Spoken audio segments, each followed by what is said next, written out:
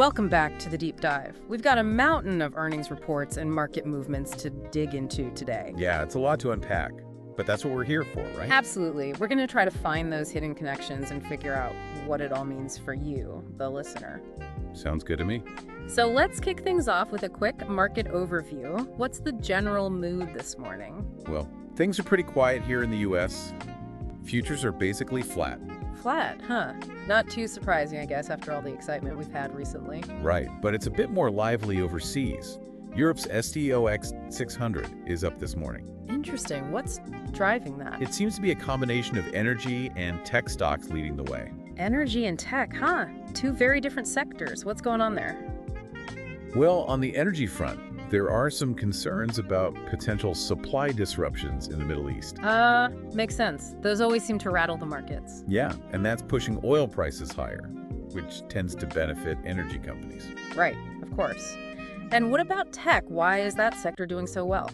Well, no surprise here, but it's the AI craze. It seems like everyone is jumping on that bandwagon. AI. It's everywhere you look these days. Is it really that big of a deal, or are we all just getting caught up in the hype? It's a bit of both, to be honest. But there's no doubt that AI is having a real impact, and it's only going to get bigger. I think you're right about that. Now, you mentioned something interesting earlier about the Japanese market. Didn't she say the Nikkei index was down, despite the yen hitting new lows? Yeah, that's right.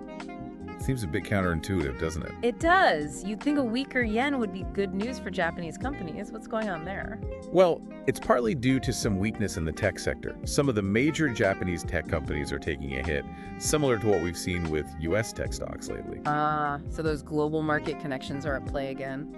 Fascinating. And speaking of global markets, I can't help but notice that the U.S. dollar is looking pretty strong this morning. Fifth straight day of gains, a one-year high. It is, yeah. Interesting, isn't it? It is. What's driving that? Is it just the usual safe haven stuff? It's partly that, yeah. You always see some flight to safety when there's uncertainty in the global landscape, but there's also another factor at play here.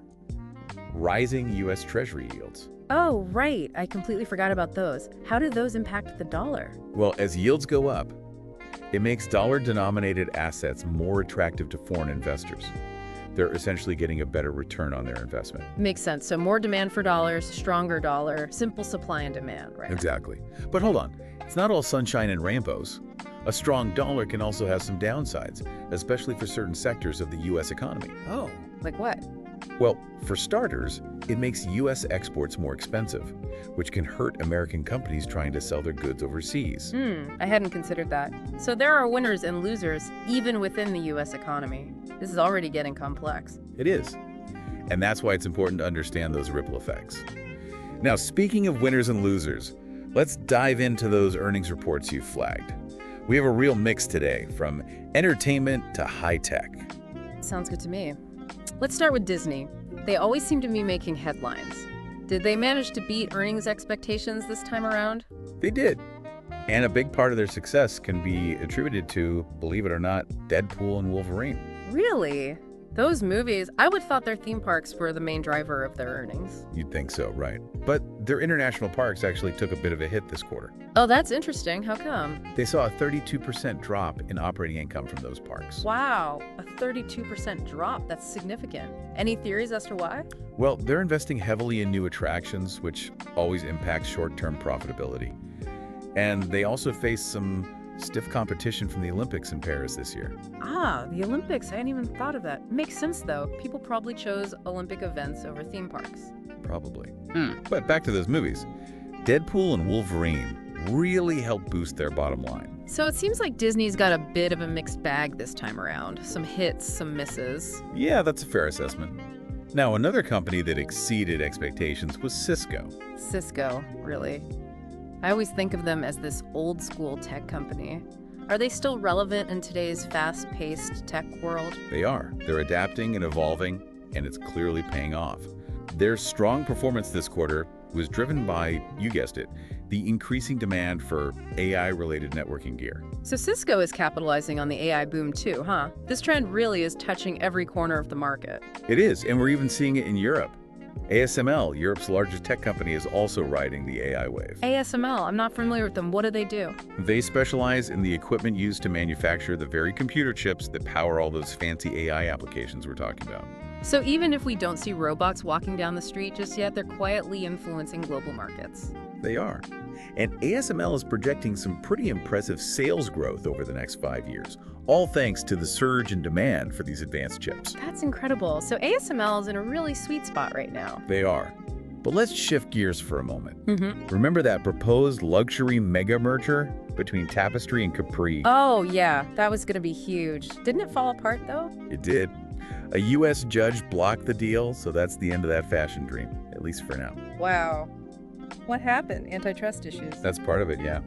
Regulators were concerned about the potential impact on consumer prices. They argued that combining these major luxury brands could lead to higher prices. So the government stepped in and said, hold on, let's not make those designer handbags even more expensive. Basically, yeah. Yeah. It'll be interesting to see what both companies do next now that they're going their separate ways. We will. Okay, so we've gone from global markets and AI to high fashion, all in the span of a few minutes. It's amazing how all these seemingly unrelated stories are actually connected. Isn't it? And we've only just scratched the surface. There are even more stories lurking beneath the headlines. Well, let's not keep them waiting any longer. Lead the way. All right, let's do it. Okay, so you ready to dig into some of these stories that are kind of flying under the radar? Definitely. Always up for uncovering those hidden gems. What do you have for us? All right, so this one might seem a little, I guess, niche at first, but it caught my attention because it ties into a lot of these bigger trends that we've been talking about. Okay, I'm intrigued. Lay it on me. So it's about farmers and their choices when it comes to pesticides. Farmers and pesticides. Okay, I'm listening, but I don't see the connection to, global markets and AI and all that. Well, hear me out. It turns out that a lot of U.S. farmers are feeling the squeeze right now. Crop prices are down, profit margins are shrinking, so they're looking for ways to cut costs. Makes sense. Everyone loves a good bargain. Exactly. And one way they're doing this is by switching from those big brand name pesticides and fungicides to cheaper generic options. Ah, okay. So instead of buying the name brand stuff, they're going for the generic equivalent. Precisely. And while that might seem like a smart move for individual farmers, it could actually have some pretty big implications for those big agricultural companies like Bayer who make those brand name products. Oh, I see what you're saying. If enough farmers make that switch, it could really eat into their profits. Exactly. And it might even force them to rethink their entire business strategy. Maybe they'll need to focus more on those generic options themselves or explore new markets. So it's like a domino effect. A seemingly small decision on the farm could ripple all the way up to corporate boardrooms. Precisely. It really highlights how interconnected everything is in the global economy. Yeah. And it makes you think, if farmers are feeling the pinch this much, what other cost-cutting measures might they be considering? Wow. Could it impact what they plant, the equipment they use, or even the land itself? That's a great point. I hadn't even thought about those knock-on effects.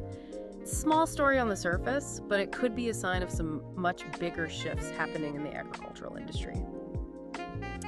Okay, so what else is on your radar? All right, let's move from the fields to the world of healthcare.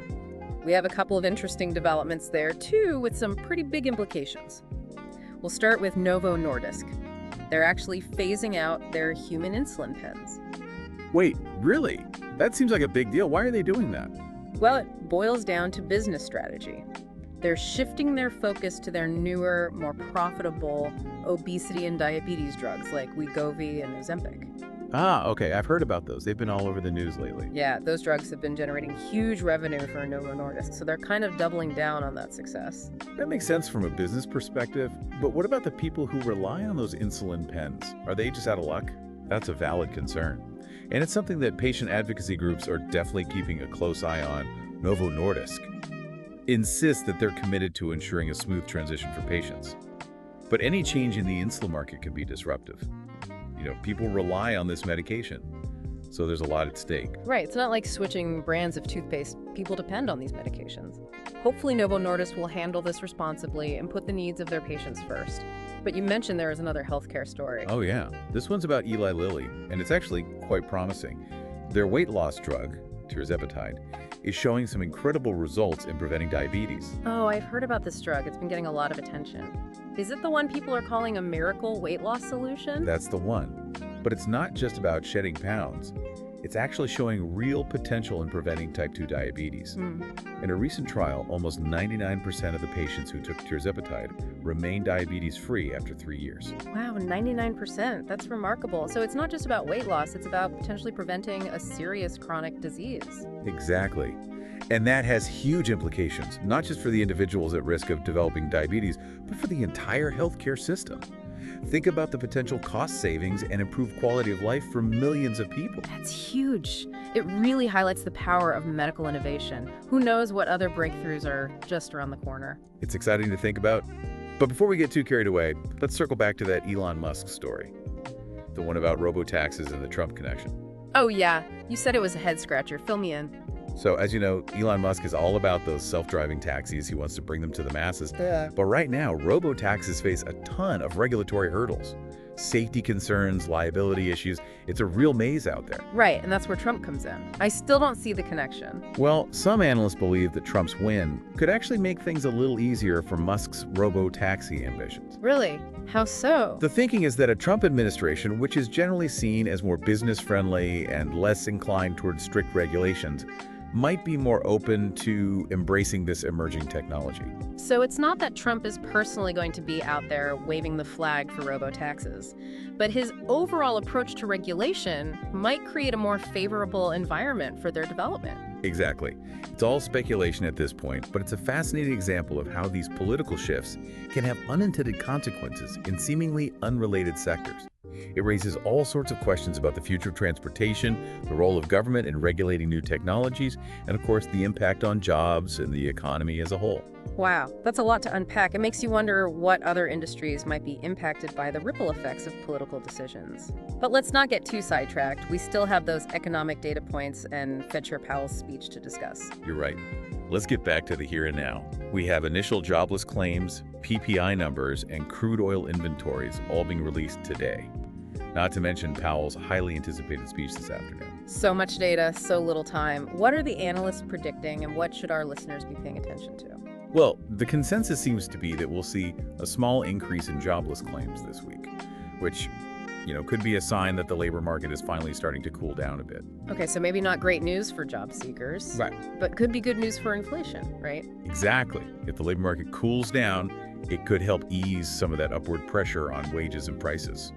And speaking of prices, the PPI numbers, or Producer Price Index, are expected to show continued inflation. But it's not expected to be a huge jump. So inflation is still a concern, but it's not spiraling out of control. That's something, at least. Right. And finally, we have crude oil inventories. Those are projected to rise this week. Okay, rising oil inventories, that's usually a sign that demand is weakening, right? It can be, yeah. Yeah. But there are a lot of factors that can influence oil prices. Geopolitical events, supply chain disruptions, you name it. So we'll have to see how this all plays out. So we've got potential signs of a cooling labor market, persistent inflation, and rising oil inventories. How does all of this tie into Fed Chair Powell's speech? Everyone's waiting with bated breath to see what he has to say. They are. And all of this data is going to factor into Powell's assessment of the overall health of the economy. He'll be looking for clues about whether we're overheating, slowing down, or somewhere in between. And based on his assessment, he'll give us some hints about what the Fed might do next in terms of interest rates. Right. Will they raise rates again? Will they hit the pause button? The suspense is killing me. I know. It's like we're all on the edge of our seats waiting for the big reveal. And Powell is a master of nuance. He'll choose his words carefully, so everyone will be parsing every syllable trying to decipher what it all means. It's high drama in the world of finance. Okay, so we've covered a lot of ground today. From Disney's earnings to the future of robo-taxes and even the price of pesticides. It's incredible how all these seemingly disparate stories are connected. It is, and that's what I love about these deep dives. We get to peel back the layers and see how everything fits together. It's like solving a giant puzzle. Exactly. So for you listening, here's something to ponder. As we've seen today, seemingly small decisions, like a farmer choosing a generic pesticide, can have ripple effects across entire industries. What other subtle shifts are happening right now that might have a big impact down the line? That's something to keep an eye on. And until next time, happy diving. All right, we're back, and I'm ready to hear what Fed Chair Powell had to say. Did he drop any bombshells? Not exactly a bombshell, but he definitely gave us a lot to chew on. Really? I have to admit I was expecting some fireworks, some big pronouncements. But he seemed pretty cautious from what I've heard. Yeah, I think that was the biggest takeaway for me, his tone. It was definitely measured. He acknowledged the challenges, energy prices, inflation, that global uncertainty hanging over everything. So not exactly a mission accomplished kind of speech. No, definitely not. More like, I'd say he's driving in fog, tapping the brakes, but doesn't want to slam on them and risk skidding off the road. Okay, I like that analogy. So acknowledging the risks, but not hitting the panic button just yet. Exactly. He emphasized that the Fed is committed to bringing inflation down, but he also hinted that, well, maybe they're getting close to the end of those rate hikes. Ooh, so a little glimmer of hope for borrowers out there. Maybe. But how does all this line up with that economic data we were talking about? Right, the jobless claims, PPI, all that. Well, that slight increase in jobless claims kind of backs up his cautious approach, right? Suggests the labor market might be cooling down, which could help with inflation. Okay, so good news and bad news on that front. What about the PPI? Pretty much in line with expectations. Inflation isn't going crazy, but it's still there, lurking. So a mixed bag, really. Some positive signs, but some worries too. No wonder Powell is walking on eggshells. And then you've got that wild card, that global uncertainty we talked about, like a big question mark hanging over everything. Powell knows that anything could happen. So what does all of this mean for our listener? What's the takeaway? Should they be worried, optimistic, or just completely confused? Honestly, I'd say a little bit of both. It's a time for cautious optimism. The economy's got some hurdles to clear, but it's also proving to be pretty resilient.